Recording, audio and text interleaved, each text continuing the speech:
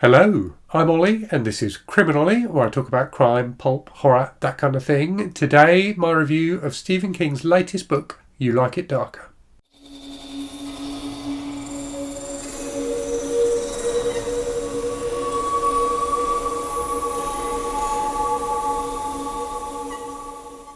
So this is Stephen King's latest book, a short story collection of 12 stories.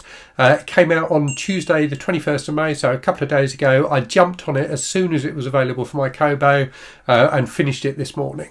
So I'm going to talk about the book in this review. I'll talk about each of the stories briefly. There won't be any spoilers at all, so don't worry about that. But I'll start with just kind of general thoughts on the book. And my general thoughts on the book are, as is often the case with short story collections, it's definitely a mixed bag.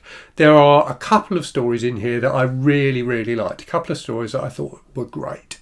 There are several stories I thought were good, and there are some stories I really didn't think were that great at all and probably didn't deserve to be in the collection. And given that it's kind of almost 500 pages long, I do think they could have cut a couple of stories and it would have been a stronger collection overall. The stories are of mixed length, so some of them are reasonably short, like kind of 20-30 pages. There's one which is pretty much the length of a short novel, which actually was one of my favourites. And the stories are kind of horror or horror adjacent. They're definitely not all pure horror. There are some which are more kind of like crime suspense style stories, and some that are not really that horror-y at all, more kind of thoughtful stories. And there's definitely a consistent theme running throughout the stories in this book of kind of age and people looking back on their lives, which, given that Stephen King is now 76, perhaps isn't a huge surprise. It definitely feels like a book written in the later stages, shall we say, of an author's career. So it's interesting from that respect.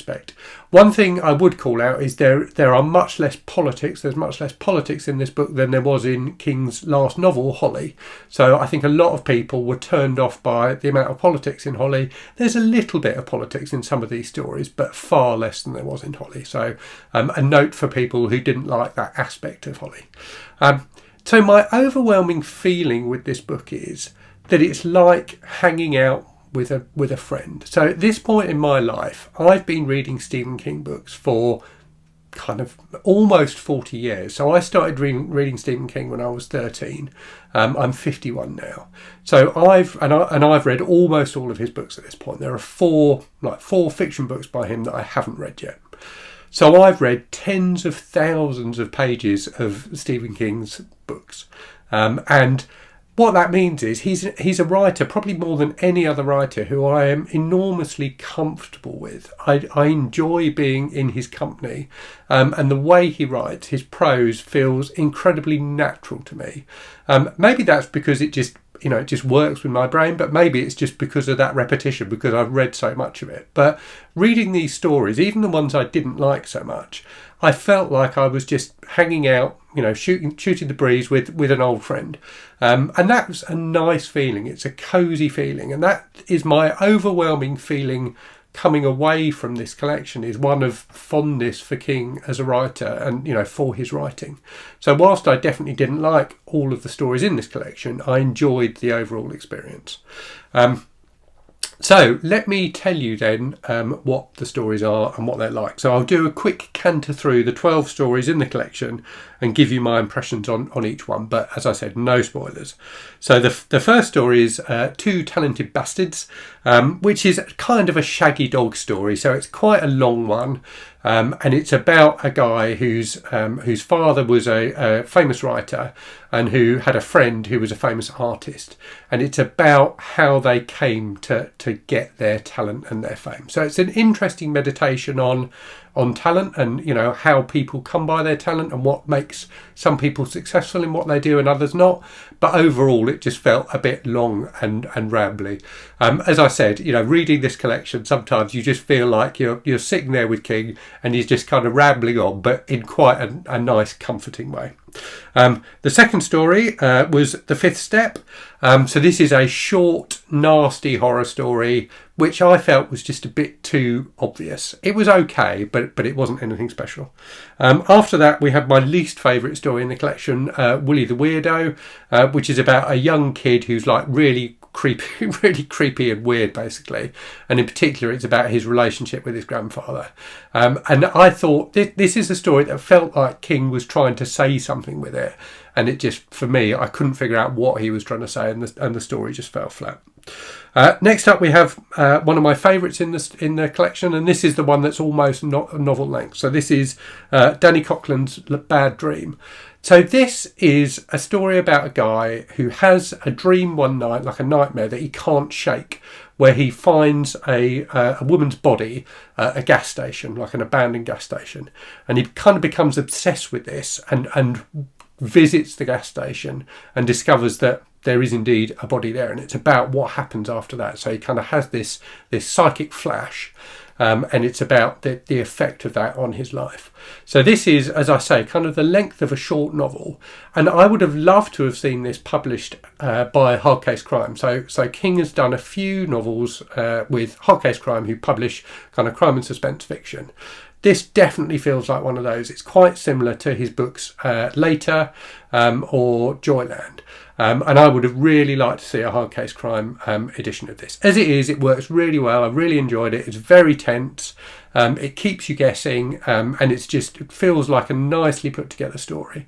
One of the things King is really good at, and he does this in a lot of the short stories in this collection, is just in coming up with characters who you quickly feel like you get to know.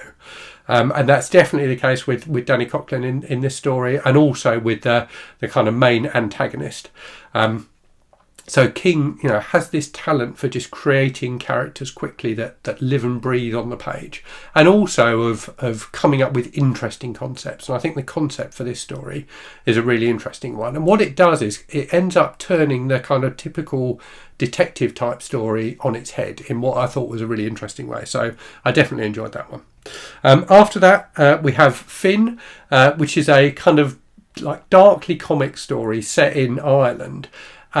Which was quite funny at times, but overall I didn't really feel worked. And what was particularly odd about it was King using kind of British and Irish slang in this story in a way that felt a little bit weird and uncomfortable. It didn't quite feel natural coming out of his pen. After that, a short, enjoyable suspense story on Slide In Road, which is about a family who are kind of on a road trip and end up coming across some people who are up to no good in the middle of nowhere. So a really interesting, tense story. Again, this features a grandfather character, and again you get that kind of reflection on a life that's been lived. It was a fun short story. It's kind of got a bit of a pulpy feel to it. I enjoyed that one a lot. After that, the one story in the collection that I'd read before, Red Screen. So this is a story that was originally published as a standalone by Humble Bundle, I think 2 or 3 years ago. So I read it back then. This is a fun, short, kind of sci-fi horror story. Really engaging, nice twist at the end. I enjoyed that one. After that, we have The Turbulence Expert. So this is one of those stories with a really, really interesting concept, which if I tell you what the concept is, it will spoil the story because it only kind of becomes clear about halfway through. But yeah, a fun kind of Twilight Zone-y story that I really enjoyed. After that, Laurie. So this is another one like with an older character reflecting back on their life. So this is a story about an old guy who lives in Florida who gets given a dog by his sister when his wife dies. So he gets given this dog, Laurie, and it's about him kind of building his relationship, with that dog. So quite a sweet story. There is a kind of horror-ish twist to it, which was quite fun. But overall, it was a story that just felt a little bit pointless to me. It felt like King rambling a little bit in this one, but it was okay.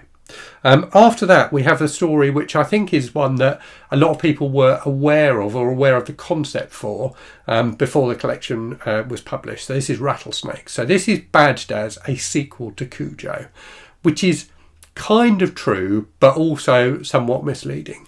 It features a character from Cujo. So it features the dad from Cujo as the main character in this story, and it's told from his perspective. So you get his reflections at times on the events of Cujo and also on his marriage and things like that. But really, this is a completely different story. This is a ghost story that has kind of been where a character that King had previously used has kind of been shoehorned into it. And that felt slightly uncomfortable to me. It felt like it didn't quite work. And overall, I didn't think the story was that great. It was okay. It was quite creepy at times, but it wasn't fantastic. It does have some interesting kind of musings on grief and things like that, which I thought were quite well done. But overall, I thought the story was longer than it needed to be and didn't work terribly well. So that brings us to the final two stories in the collection, which fortunately I thought both of these were excellent. It's a collection that really does end on a high note. So the first of those is The Dreamers, which is a short, punchy kind of cosmic horror style story. It reminded me a bit of the story The Jaunt, which I think was in Night Shift. So it's really, really creepy. It's about this guy who's like a stenographer who gets hired by this weird kind of amateur scientist to help him out with some experiments. And the experiments are like quickly become very, very weird. So that was really enjoyable, really creepy. And I thought it was excellently done and just the right length. I thought King kind of pitched that one perfectly. And then the final story is The Answer Man, which again has that reflection on someone looking back on their life.